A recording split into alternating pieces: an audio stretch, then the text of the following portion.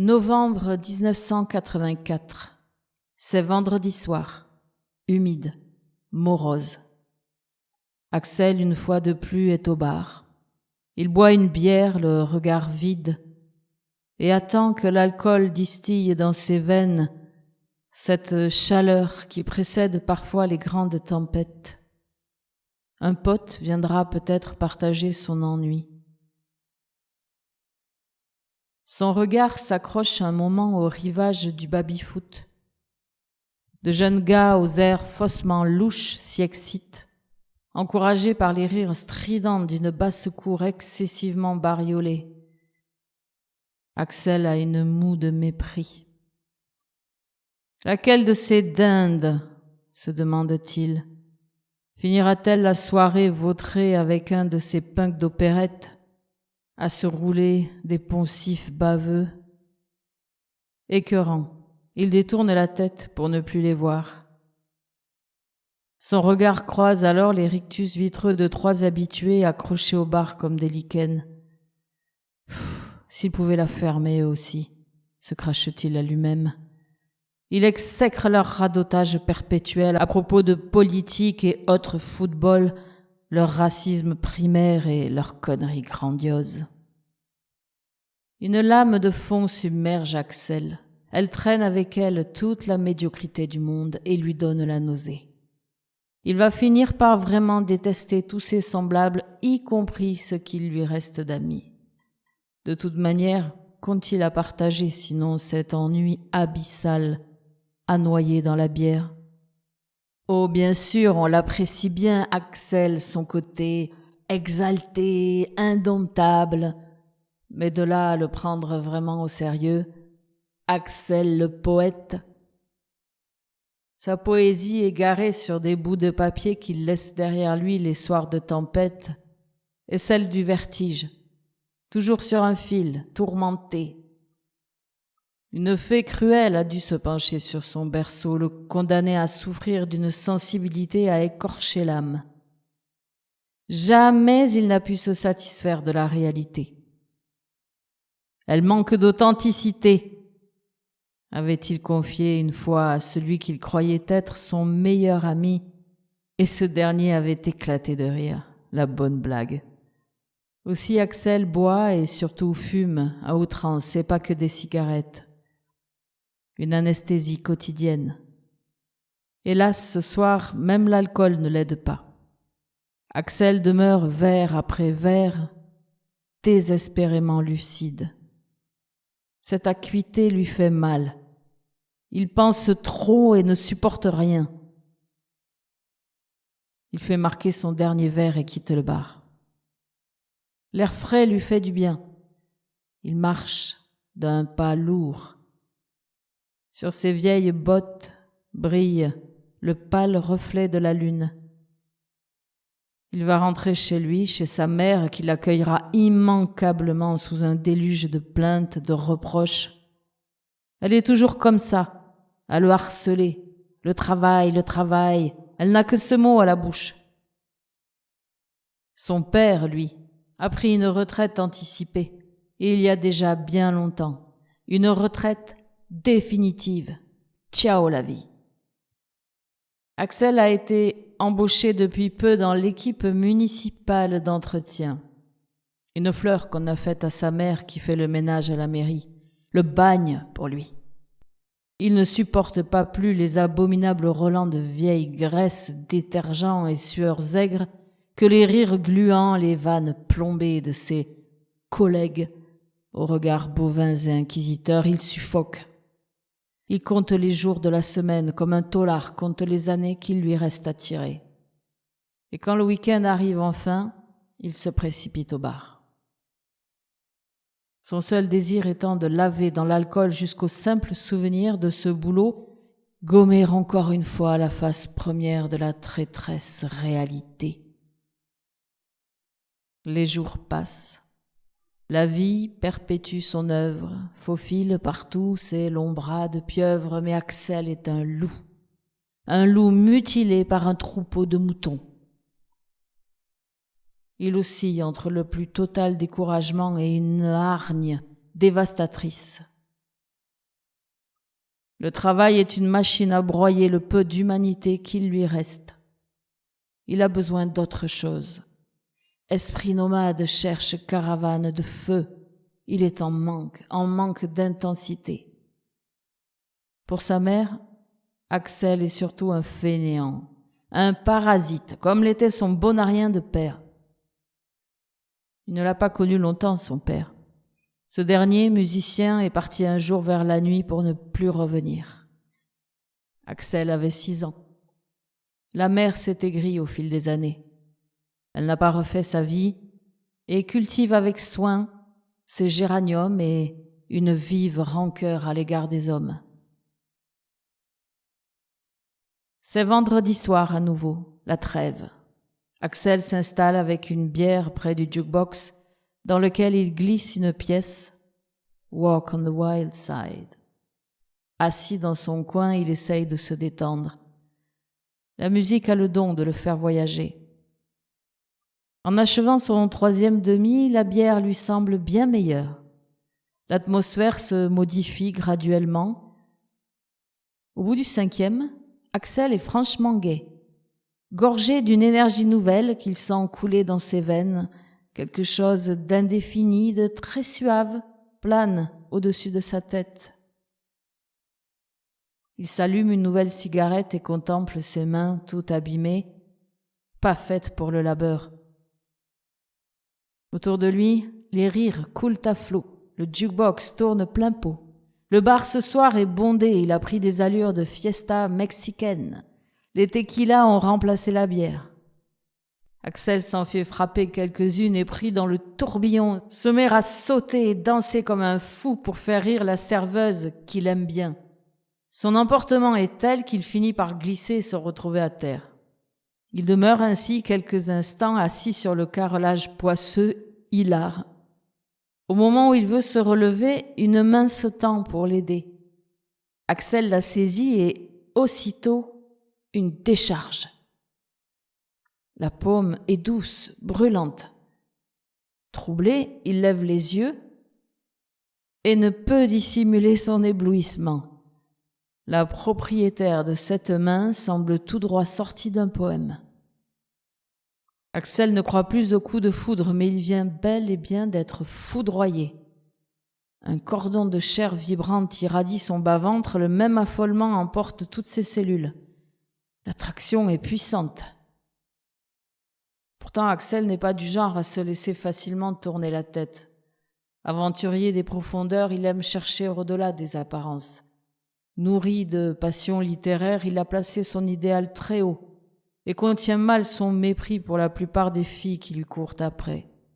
Il les trouve trop superficielles, trop prétentieuses ou carrément bêtes, chieuses. Certes, il aime séduire, mais c'est surtout un jeu qu'il se fait à lui-même.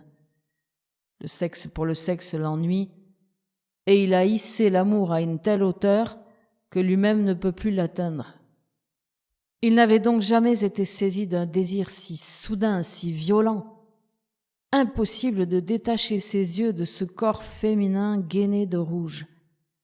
Une robe fine et soyeuse d'un rouge aussi vif que le sang qui frappe aux tempes d'Axel. L'inconnu aussi le regarde, ou plutôt, elle le scrute avec des yeux de chat, un demi-sourire accroché à l'ourlet des lèvres qui scintillent comme des baies sauvages. Soudain, elle rompt le charme d'un grand éclat de rire. Axel s'aperçoit enfin qu'il lui tenait encore la main. Il la serre encore plus fort et se relève d'un coup, tout contre elle. D'un simple hochement de tête, elle accepte le verre qu'il lui offre. Puis elle en accepte un deuxième, puis un troisième. Ils boivent face à face, presque en silence. Axel est fasciné. Un rat devant un cobra. Elle a de longs cheveux très noirs. Sa peau est cuivrée par un soleil qui n'existe pas dans cette ville. Ses yeux sont étrangement gris et comme parsemés de paillettes. Une vestale, la perfection faite chair. Axel subjugué sans poindre en lui l'âme d'un chevalier qui a trouvé son héroïne. Une mystérieuse et troublante héroïne. Plus il la contemple, plus il sent qu'il ne pourra jamais l'oublier. Axel a tellement bu qu'il ne sent même plus l'ivresse. Sur elle, l'alcool ne semble avoir aucun effet. Mais leurs regards, leurs sourires en disent bien plus que des mots. Et c'est tout naturellement qu'il se laisse entraîner dans un petit hôtel tout près de la gare, où elle dit avoir une chambre. Ils s'y donnent l'un à l'autre, éperdument, sans réserve. Leur rencontre a seulement quelques heures, mais leurs corps emmêlés se reconnaissent de toutes leurs fibres. La fusion est telle qu'au sommet de la jouissance, Axel ne sait plus qui des deux se déverse dans l'autre. Pure extase. Axel dort.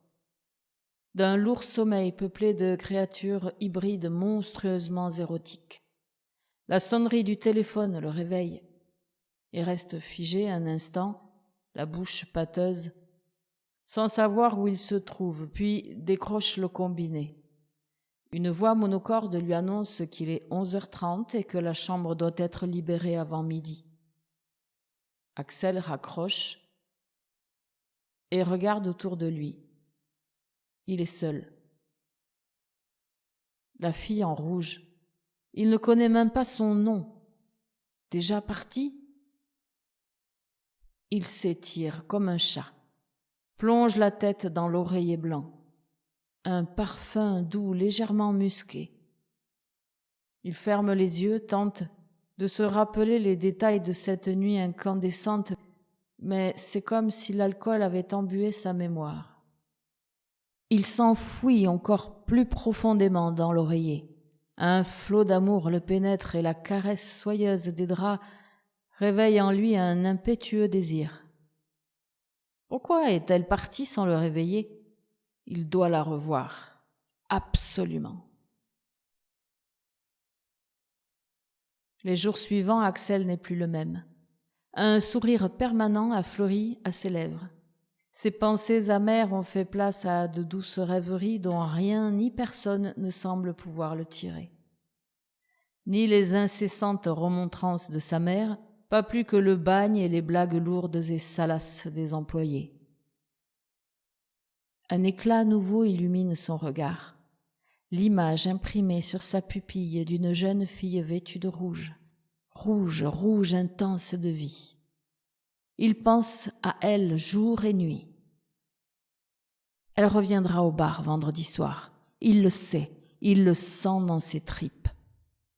Ils se mélangeront encore et tout le reste n'a plus aucune espèce d'importance. La semaine passe. Axel est de plus en plus fébrile. Le vendredi, il se rend au bar plus tôt que d'habitude. Il s'installe au comptoir, face à l'entrée qu'il ne quitte des yeux que pour héler la serveuse. Il boit vite pour calmer la drôle d'anxiété qui s'est emparée de lui. Il s'apprête à commander encore quand, tout à coup, elle apparaît, comme par enchantement. Il ne l'a même pas vue entrer. Sous son manteau, il devine la douceur rouge et la plénitude de ses courbes. Elle fixe sur Axel 2 pupilles étoilées, puis, sans lui laisser le temps de dire un mot, elle le prend par la main et l'entraîne au dehors. L'air est glacé, mais Axel, le sang en ébullition, ne sent pas sa morsure. Ils s'éloignent, tous deux enlacés dans la nuit complice. Axel se réveille de nouveau seul dans la petite chambre d'hôtel près de la gare. Ses yeux fixent le vieux papier peint au motif jauni, comme le voile des rideaux. Il a la tête un peu lourde, mais un immense sentiment de béatitude plane sur lui. Cette nuit était plus délicieuse encore que la première. Nuit de plaisir intense. Mais cette fille, il a encore oublié de lui demander son nom, a de nouveau disparu. Elle semble se complaire dans le mystère et attise l'imagination d'Axel aussi bien que ses sens. Elle parle peu et d'elle-même jamais, mais ce qu'elle lui donne n'a pas de prix. C'est son essence même, son suc, une volupté sans précédent. Il est lié à elle, corps et âme, pris dans les sulfureux filets d'un sortilège dont il ne veut surtout pas être délivré. Chaque soir maintenant, Aksel, après le boulot, se rend au bar. C'est le seul endroit où elle accepte de le retrouver. Ils se fréquentent de plus en plus sans que leur relation ne perde de son intensité physique. Cette fille l'entraîne par le bas, mais Aksel est tellement comblé qu'il ne songe même plus à écrire des poèmes. Il n'en sait pas plus à son propos, juste son prénom, Olwen. Elle a l'art de détourner tout sujet la concernant, si bien qu'il finit par ne plus du tout lui poser de questions. Elle apparaît, disparaît à son gré, et lui l'attend, négligeant le reste de sa vie qui se dégrade peu à peu. Ses continuels retards au travail commencent à poser problème, et il dépense plus d'argent qu'il n'en a, mais cela l'indiffère. Rien ne peut le faire descendre de son doux nuage. Il accomplit, tel un automate, tous les actes quotidiens et ne vit que pour ses rendez-vous avec elle. Olwen aux yeux gris, toujours vêtue de rouge. Elle est son paradis, son jardin des 1000 félicités. Aksel s'accroche de plus en plus. Vient le moment où il se met à souffrir de tout ce qu'elle ne lui dit pas. Personne ne la connaît dans le quartier et de toute façon, Aksel n'aime pas parler d'elle. Elle est son trésor, son joyau, son secret. Un soir qu'il l'attend comme d'habitude au bar, il est plus que jamais rongé d'impatience et d'anxiété. 2 soirs qu'il ne l'a pas vue, ça le rend fou. Il demande l'heure à tout instant, à la serveuse qui l'observe bizarrement. Vers minuit, alors qu'il est toujours seul, sa tension est à son maximum. L'alcool n'arrive pas à le calmer. Où est-elle ? Se demande-t-il sans cesse. Que fait-elle et avec qui ? Les questions tournoient dans sa tête, lui donnent le vertige. Le patron commence à pousser gentiment tout le monde vers la sortie. Une folle panique agrippe Aksel à la gorge. De grosses gouttes froides lui mouillent les aisselles. Il bondit brusquement, renverse sa chaise et sort en courant comme un voleur. Il ne s'arrête qu'au bout d'une centaine de mètres, crachant, suffocant. Un gong résonne dans sa tête, des mouches noires lui brouillent les yeux, une horrible nausée lui retourne l'estomac. Il s'adosse à une façade, attend que ça se calme un peu, puis se redresse et repart au hasard. Guidé par un très vague espoir, ses pas l'entraînent en direction de la gare. Il ferme les yeux, s'imagine la rencontrer au coin d'une rue, la bousculer, la prendre par les cheveux, la plaquer contre le mur et lui faire l'amour, là, oui, il la prendrait, là, brutalement, immédiatement, malgré le froid et les rares passants qui pourraient les surprendre. Aksel se retrouve devant l'hôtel à peine éclairé par les néons. Il hésite un bref instant, puis rebrousse chemin. Il ne verra pas Olwen ce soir non plus. Il est très tard quand il arrive chez lui, épuisé, grelottant, malade. Il s'effondre sur son lit tout habillé, en sueur, tordu de douleur. Elle lui manque atrocement. Le lendemain, elle reste invisible. Aksel semble perdu dans un épais brouillard. Coupé du monde, souffrant le martyre, il ne mange plus, ne dort plus, ne travaille plus. Il passe 3 jours et 3 nuits à boire sans même parvenir à se saouler, et il attend, sans parler à personne. Les habitués du bar l'observent à la dérobée, l'air désolé, avec une sorte de pitié, de dégoût peut-être. Aksel se rend-il seulement compte ? Il est méconnaissable avec son teint livide, parasé, ses yeux jaunâtres, les cheveux sales et emmêlés. Il a maigri, l'air dément, malade. Une pluie drue crépite sur la vitrine du bar. À travers l'épaisse buée qui la recouvre, Axel distingue soudain une tache vive qui paraît grandir, se dérouler comme un serpent, pour prendre bientôt une taille humaine. C'est elle, pense-t-il, c'est elle, et il se jette hors du bar. C'est bien elle, silhouette de braise plus désirable que jamais, ses longs cheveux noirs lissés par la pluie. Adossée à la vitrine telle une statue, un long châle posé sur ses épaules, elle fixe Axel sans douceur. Un masque cruel s'est posé sur son beau visage. Elle sent la poussière mouillée. Il a soudain une furieuse envie de se coller à elle, de la mordre jusqu'à ce qu'elle hurle. Violent désir de posséder cette créature irrésistible qui le rend fou. Elle paraît lire dans ses pensées car une étrange lueur passe dans ses yeux qui luisent comme un métal. Elle détourne subitement la tête et s'éloigne. Sa belle croupe se balance au rythme de ses pas, provocante, obscène. Il la suit à distance comme un chien affamé, partagé entre le besoin de lui faire cesser immédiatement ce jeu et l'envie encore une fois de se laisser faire. Ils atteignent ainsi l'hôtel. Axel paye la chambre, toujours la même, comme si elle n'attendait qu'eux. Il prend les clés que lui tend un employé aussi terne que les lieux et il monte.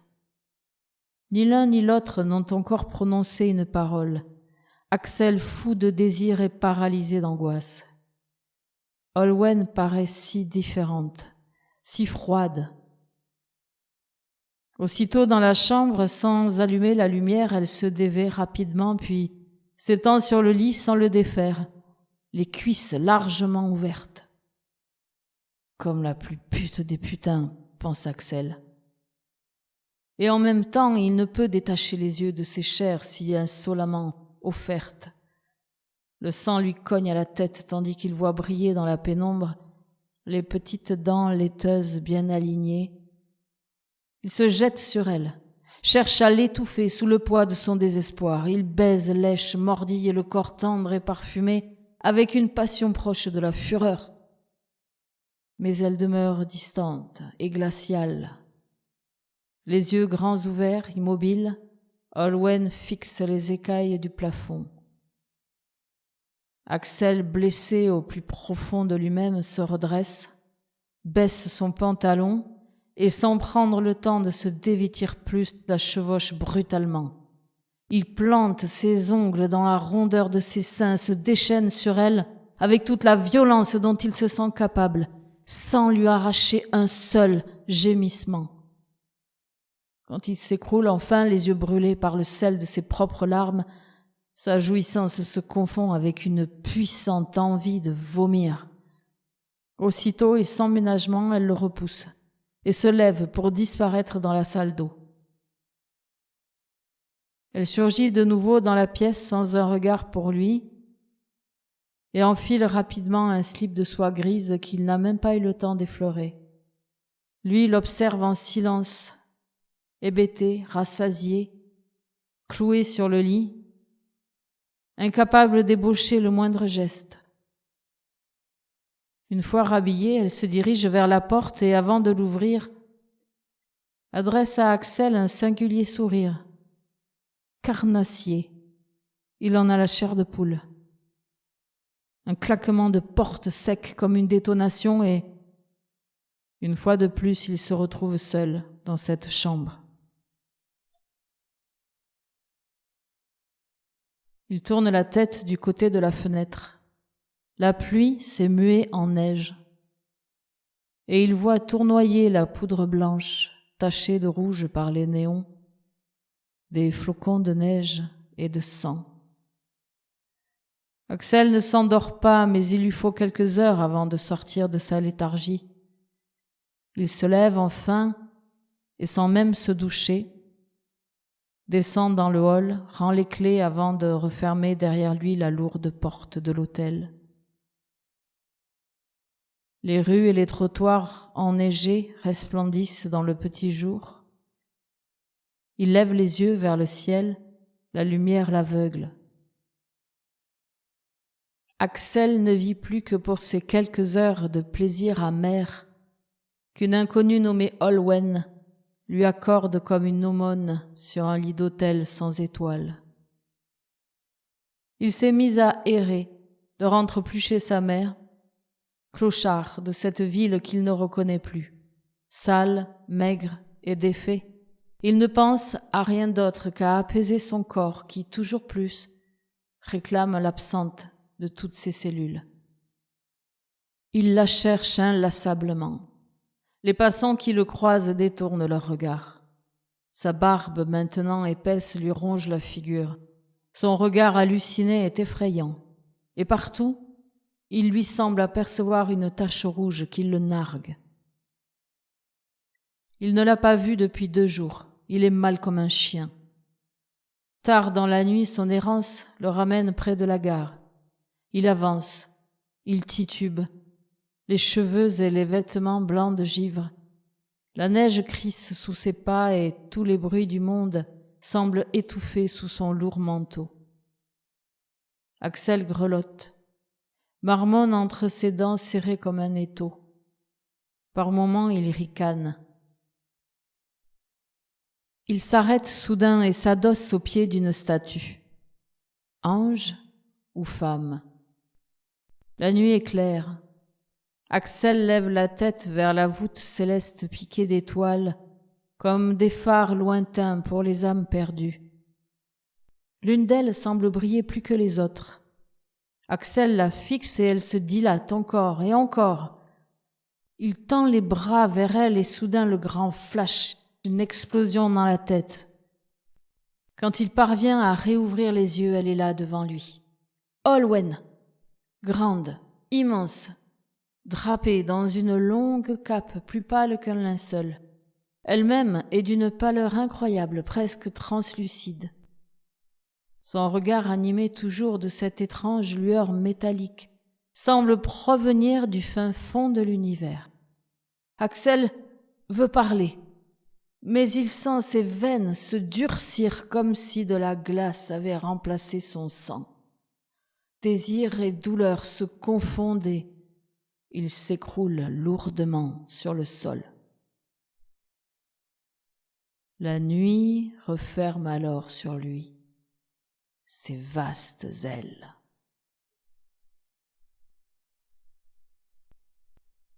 Le télégramme, 21 décembre 1984. L'héroïne a encore frappé. La nuit dernière, un jeune homme de 19 ans a été retrouvé mort au pied de la statue de la Victoire dans le quartier de la Gare. Il s'agirait d'une overdose. Le gérant d'un hôtel de quartier a été interpellé. L'enquête est en cours.